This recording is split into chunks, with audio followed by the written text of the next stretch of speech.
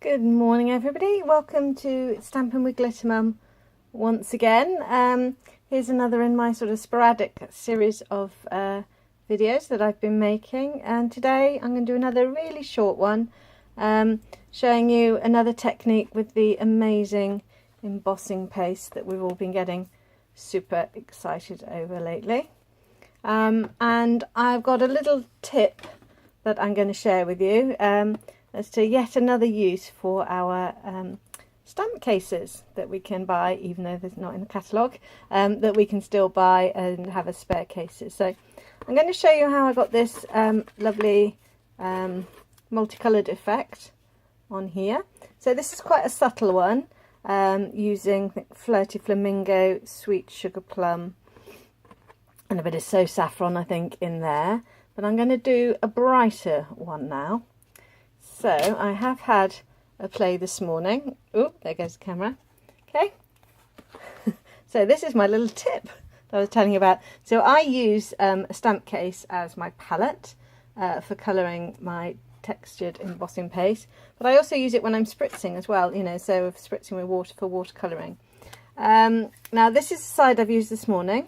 Okay, so this will actually sort of wash off with some soap and water, but I learnt this morning that if you don't clear up after yourself, it's actually even easier, because look what happens.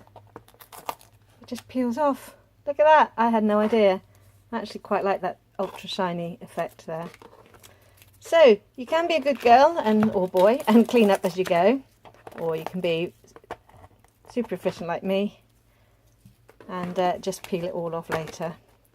There's a little bit of blue ink there, so I'm going to try and avoid that. So all I'm going to do is colour some paste now. So I've got some re-inkers here. So I've got Daffodil Delight, Rich Raspberry, Melon Mambo, and I can't remember which one I used there, Pumpkin Pie. So true brights here. And I'm going to use the lovely patterned embossing folder. There you are, you can see I was using it this morning. So I need my paste. Here I have my paste. I just love the texture of this. It's like the inside of a walnut whip, if you know walnut whips. I don't know if they're just a UK sort of confectionery. And I do all mine at once, so it's just a little blob for each colour really.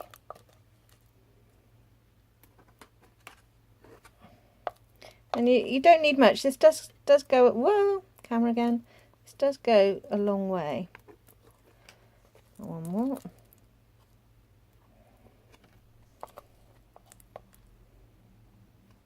Now if you want a really subtle colour effect, you can use a marker pen, one of our markers, to lay down some colour and mix that one. You literally only need one drop of re-inker to get a really bright colour. So there's my pumpkin pie. Uh-oh, pumpkin pie finger. Right, I am actually going to wipe that because I'm probably going to make a horrendous mess otherwise.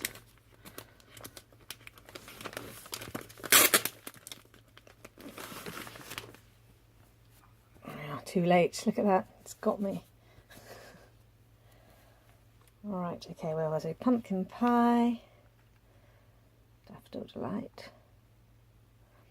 As you can see, I'm not saying one drop and then putting a few drops on there. It literally is one drop. Rich Raspberry, ooh, one drop and a spare bit.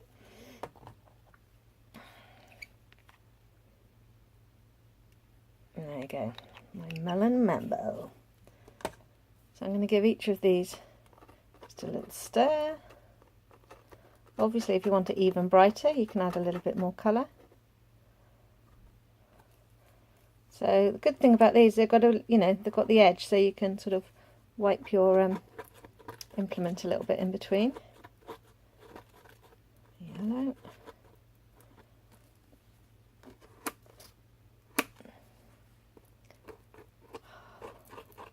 Oh my goodness, look at that. It's just gorgeous. That's what happens when you put more than one drop in. It's gone really dark.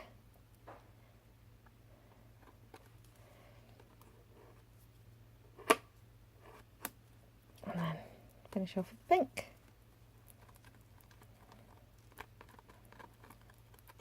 It is like some delicious ice cream, and I know I've seen lots of projects where people have used it to make, you know, sort of frosting and ice cream toppings. So I've got my paper here now, and this mask is fabulous because it fits really well on this is a first layer, so UK sizes. I've done this 14.3 by 10 centimeters, and that sits nicely on a card front, and then this sits really nicely on there. I'm going to get a bit of scrap first. There you are. So yeah, just line it up.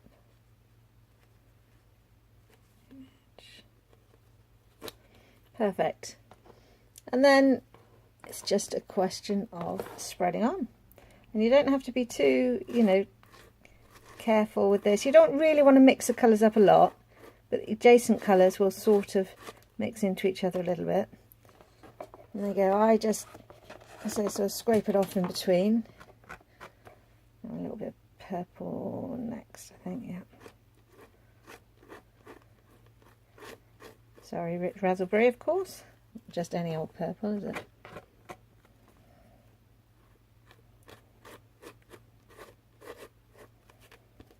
I'm going to put a touch of that in this corner as well.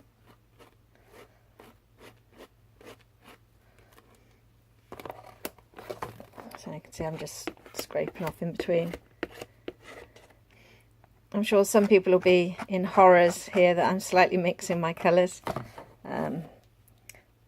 And if you want to, you can obviously wipe off the implement in between. Just trying to avoid saying tool, because I'm feeling very childish today.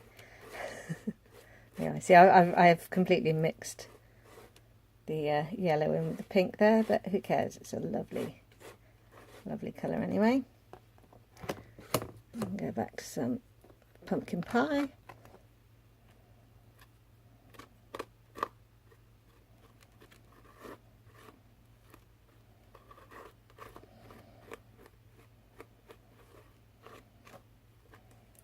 And perfect room for a little bit more pink down this end. Oh, you can't see that end. There you are.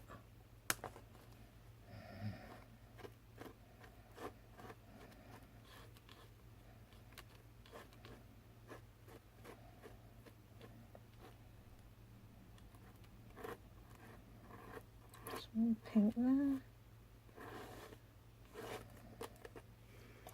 And I think I've just about got enough rich raspberry again.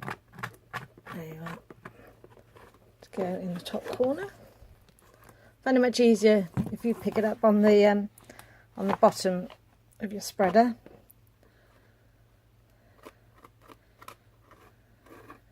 Rather than on the top. Right, well, I think that's just about it. See a teeny gap in my mixed together yellow. There we go, spread a bit of fresh early on there. Yeah. It's very pleasing. I find it very satisfying doing this. It's a bit like when you watch somebody plastering a house or something like that and smoothing it all out. So then you can just remove the mask, and there we have our amazing, vibrant pattern showing through. So if we put it next to this one, so you can see the effect is the same, but the impact is quite different between the two of them. Any colours work on this. So here was my I guess practice one I did this morning with these colours. And then for another little contrast, I made a sort of corresponding card to this one, but on this one I coloured the paper, so I sponged the ink directly on with a sponge and then spritzed it off, and then I've just used the mask with white, you know, with the embossing powder straight out of the pot.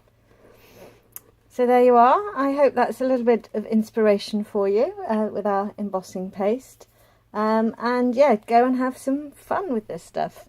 Thanks for watching as always, and hopefully I'll see you soon. Bye bye.